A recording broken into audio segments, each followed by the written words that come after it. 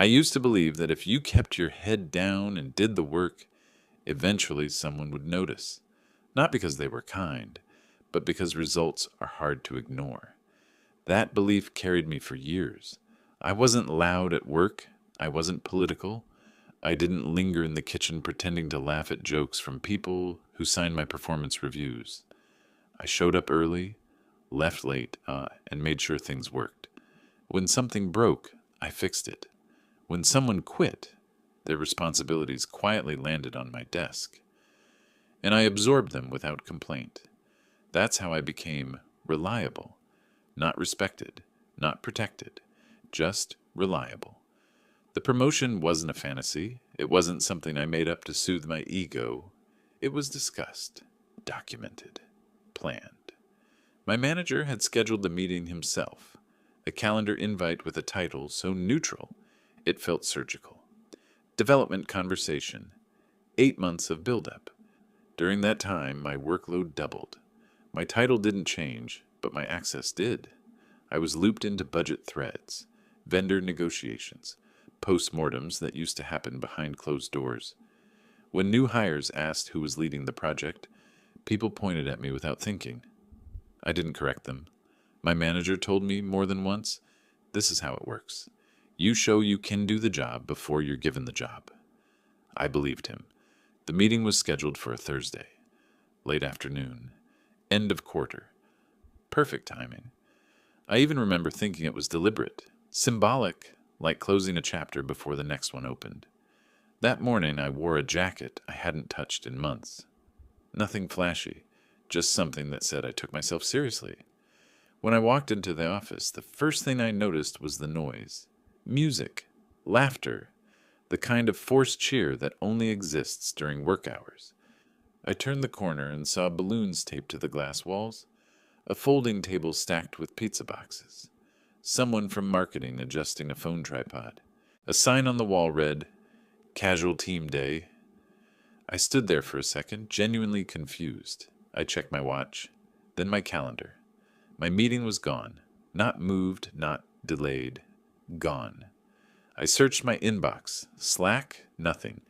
No explanation, no follow-up, no we'll reschedule. Just erased. My manager spotted me and waved, walking over with a paper plate in his hand. He smiled the way people smile when they're trying to look relaxed. Hey, he said, clapping my shoulder. Didn't expect all this, right? I asked him about the meeting. He didn't answer immediately. He took a bite of pizza first, then said, Yeah, today got a little full. Let's circle back next week. Next week. I looked past him. The photographer was lining people up by the windows. Someone joked about how leadership finally cared about morale. Everyone laughed at the right moment. I asked carefully if there was a new time on the calendar. He shook his head. We'll figure it out. No rush. No rush. That was the moment something shifted. Not anger, not panic, just a quiet clarity. Promotions don't disappear by accident. Meetings don't get deleted unless someone wants them gone. And next week is what people say when they're hoping you'll stop asking. I nodded, smiled back, told him it was fine, and that's the part people don't understand later. I didn't leave because I was emotional. I stayed calm because I finally understood the rules of the room. They weren't deciding if I deserved the promotion. They had already decided I was too useful where I was. That afternoon, I went back to my desk and did my work. Cleanly, professionally. I answered emails, closed tickets, finished a report I'd been carrying for months. No one noticed how quiet I'd become. At 7:18 p.m., I shut down my computer. At 7:19, I stood up. No announcement, no goodbye lap. Just a jacket, a bag, and the sound of my badge clicking against the door as I walked out. I didn't know it yet, but skipping that meeting was the last decision they'd ever make for me. I didn't wake up the next morning angry. I woke up alert. The kind of alert you get when something important has shifted and your body understands it before your mind catches up. I didn't rush to check my work email. I didn't replay conversations in my head. I made coffee, sat at the kitchen table, and let the silence do its work. By mid-morning, the messages started coming in. Not from my manager, Not from HR. From coworkers. Hey, quick question. Do you have the latest vendor access file? Do you remember how you set up the reporting bridge? Clients asking for you specifically. Are you around? I answered none of them. Around noon, my manager finally called. He sounded casual. Too casual. Like someone trying to sound normal after rearranging the furniture without asking. Hey, he said. Just checking in. Didn't see you online. I told him I'd taken a personal day. A pause. Short, but noticeable. Oh, okay. Listen, about yesterday. No hard feelings, right? Things just got busy. Busy. I asked him evenly whether the promotion meeting was still happening. He exhaled through his nose, the way people do when they think you're missing the bigger picture. Look, he said, you're doing great work. Everyone sees that. But timing matters, and optics. Optics. He explained that leadership wanted to stabilize the team before making changes, that the casual event was about morale, that promotions right now might send the wrong message, to whom he didn't say. I asked if there was a concern about my performance. No, he said quickly. This isn't about performance. This is about alignment. That word again. Alignment always means someone else gets to decide when you stop waiting. I told him I understood. I thanked him for the clarity. And before he could pivot into reassurance, I told him I needed a few days to think. That's when his tone changed. He asked what I meant. I said, I need to think about whether my role here still makes sense. Silence. Real silence this time. Not a pause for chewing or thinking. A pause for recalculating. Well, he said finally, let's not do anything rash. Rash. I hung up after that. Politely, calmly. The rest of the day, I reviewed everything I'd built over the past 2 years. Not emotionally, structurally, the systems I maintained, the vendor relationships I managed, the dashboards only I knew how to repair when they broke at the wrong time. I wasn't the loudest person in the room. I wasn't the most senior, but I was the connective tissue. That night, a coworker texted me, a friend technically. Did you really leave in the middle of casual day? I replied, I left after they canceled my future.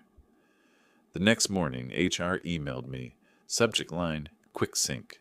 The message was cheerful. Too many exclamation points. They wanted to check in, make sure I was feeling supported, and discuss career pathways. Career pathways. Plural, as if movement was still an option. The meeting was scheduled for 15 minutes. HR talked first. She said my name often. She nodded a lot. She asked how I felt. I told her I felt informed. That seemed to confuse her. I explained calmly that the promotion discussion had been postponed indefinitely without notice, that my responsibilities had increased without a change in title or compensation, that the casual event felt less like morale and more like avoidance. She smiled and said, I'm sorry you experienced it that way? Experienced it. I asked a simple question. Was the promotion approved, denied, or paused? She said, it's still under consideration. I asked who was considering it. She said, leadership. I asked which leader. She said, it's a group decision. That was my answer. Groups don't forget. They decide and hide inside process. I thanked her for her time. I told her I'd follow up in writing. And when the call ended, I didn't feel relieved or angry. I felt light, because for the first time, I wasn't reacting. They thought they'd quieted me with pizza and balloons. They thought delay would drain me. But injustice doesn't make me loud. It makes me precise. And by the end of that day, I had started preparing. Not to argue, not to complain, but to leave on my own terms. They just didn't know it yet. The third day felt different, not heavier, clearer. There's a moment when disappointment finishes its work and stops asking for your attention. When that happens, what's left isn't sadness, it's assessment. I stopped framing what happened as a missed promotion. That language was too soft. What actually happened was simpler. They had tested how much responsibility I would carry without authority, and learned the answer. Too much. I went back through old emails, not to relive anything but to verify patterns. The praise always came right before a new task. The promises always followed a successful rescue. And the delays, they came whenever I asked for something permanent. It wasn't personal. That was the uncomfortable truth. I had turned myself into infrastructure, valuable, invisible, expected to hold weight without recognition. That afternoon, my manager pinged me on Slack. Any thoughts?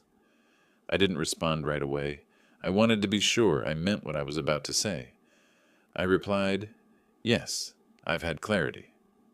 2 minutes passed. He asked if we could talk. We did? Short call, no small talk.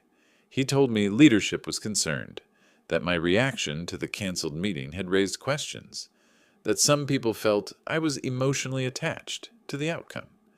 I almost laughed. Almost. Instead, I asked him a question he didn't expect. If the meeting had gone forward, I said, what would the decision have been? He hesitated just long enough. That's not how it works, he said. These things evolve. But we both knew. If the answer had been yes, he would have said it. If it had been no, he would have said that too. Ambiguity only protects indecision. I told him I was submitting my resignation by the end of the week. The line went silent again. Deeper this time. He asked me to wait. To give them time. To think of the team. The team. I thought of the nights I stayed late so the team wouldn't feel the fallout. The weekends I monitored systems so no one else would have to. The way I was always the one called when something unexpected happened. I said I had already thought about the team. Then I ended the call. Writing the resignation letter didn't take long. It wasn't dramatic. No accusations. No ultimatums. Just facts. My last day. A commitment to transition. Professional. Neutral. Final. When I sent it, I didn't feel brave. I felt finished. Within an hour, HR replied asking to discuss next steps. My manager asked if we could revisit the timeline. Another leader, someone who had never spoken to me directly, suddenly wanted a call. That was the moment the illusion broke completely. They hadn't ignored me because I lacked value. They ignored me because my value was inconvenient. I declined the meetings, not angrily, simply. I said my decision was made. That night, I organized my personal files. Not company data, my own records, notes, timelines, deliverables I'd tracked for my own sanity. I reviewed the onboarding documents I'd written for people who had already moved on. I thought about how many processes lived only in my head, and for the first time, I understood something that should have been obvious much earlier. They didn't promote me because promoting me would have required replacing me, and replacing me would have required admitting how much they'd relied on me without acknowledging it. That realization didn't hurt, it settled. They thought I was emotional, unstable, acting on impulse. In reality, I had reached the most stable position a person can reach, at work. The point where you stop needing approval to know your worth. They thought I was walking away empty-handed. They were wrong. I was walking away with clarity. My notice period began quietly. No announcement, no send-off email. Leadership kept everything deliberately vague, as if silence might soften the impact of my absence. My manager avoided my desk. HR sent carefully worded messages about knowledge transfer and continuity planning. They still believed this was manageable. The first issue surfaced 3 days in. A vendor integration failed during a routine update. Nothing catastrophic, at least not at first. A minor permission error that normally took me 10 minutes to fix. But this time, I wasn't looped in automatically. Someone else tried to patch it using outdated documentation. The system didn't crash. It drifted. Data began misaligning. Reports showed inconsistencies small enough to ignore for a day, maybe 2. By the time someone noticed, the problem had branched. Finance flagged the numbers. Operations asked for clarification. My manager forwarded the thread to me with a single line. "Can you take a quick look?" I replied within the hour. I told him I could review it during my scheduled transition session the next morning. That answer did something to him. The next message was longer, more polite. He emphasized urgency. He reminded me of team responsibility. I didn't argue. I didn't refuse. I said I'd help. Inside the process. By the time the session happened, 4 people were on the call. One of them was a director who had never spoken to me before. He thanked me for everything I'd done and asked if I could walk them through the fix. I did. Slowly, methodically, without shortcuts. I explained the dependencies, the reasoning, the edge cases. I answered questions. I didn't rush. I didn't rescue. When someone asked why the documentation didn't cover this scenario, I explained that it had, in the original version, but was removed to simplify onboarding. The director went quiet. Over the next week, more issues surfaced, not because I caused them, but because I had prevented them for years. Small things stacked. Manual workarounds failed. Vendors escalated. Each time I responded professionally. I documented. I attended meetings. I explained what needed to be done and who needed to do it. I never said, "This wouldn't have happened if I were still here." I didn't need to. The shift happened internally. People stopped asking if I could help and started asking how much longer I would be available. That's when leadership intervened. They asked if I'd consider extending my notice period, just a little. To stabilize things, they hinted at compensation, not a promotion, something more temporary, less official, a solution without acknowledgement. I declined, not out of spite, out of accuracy. The chaos wasn't dramatic. No explosions, no lawsuits. Just a slow realization spreading through the building. The person they'd sidelined had been holding more than anyone realized. My last week, a meeting appeared on the calendar. Same neutral tone as before. Development conversation. Different participants. I didn't attend. I sent a polite note instead. I thanked them for the opportunity. I reminded them of my final day. I attached a final document, a clean, comprehensive transition guide. It was thorough, honest, and unmistakable. It showed exactly how much they had leaned on one role while pretending it was replaceable. I walked out on my last day the same way I had weeks earlier, quietly. No balloons, no pizza, just a building that finally understood the cost of skipping one meeting. They thought the chaos would end when I left. It didn't. It only became visible. My first Monday away from the company felt wrong, not because I missed the work, but because my phone was quiet. No alerts, no escalations, no carefully worded messages asking if I had just 5 minutes. I took a walk instead. That was when I realized something important. The job hadn't been stressful. The uncertainty had. A week later, a former coworker texted me. Nothing dramatic, just a simple update. They split your role into 2. I wasn't surprised.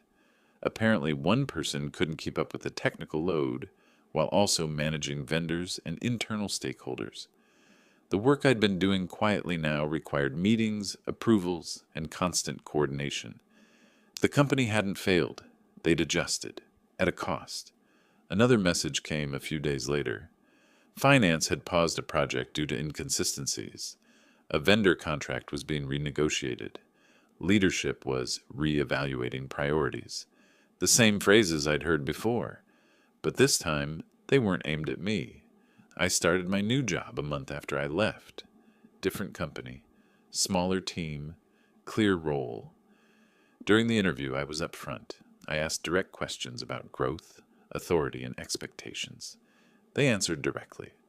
On my second week, my new manager scheduled a meeting. The title made me smile. Role progression check-in. It happened on time. The conversation was straightforward. What was working? What wasn't? What came next? And what it would take to get there. No balloons, no distractions, just clarity. That night, I thought back to the casual team event, the pizza, the music, the photographer capturing something hollow. They hadn't skipped my promotion meeting because they were busy. They skipped it because they thought I wouldn't leave. That was the mistake. I didn't burn bridges. I didn't expose anyone. I didn't raise my voice. I simply removed myself from a system that depended on my silence. Months later, I ran into my former manager at a conference. We exchanged polite nods.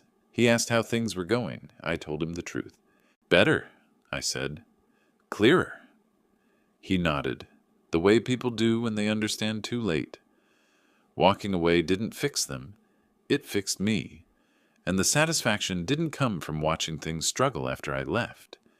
It came from knowing that the night I walked out quietly, without a scene, without permission, was the moment I stopped waiting for recognition and started choosing alignment for myself.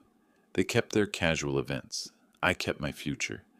And for the first time in a long time, that was enough.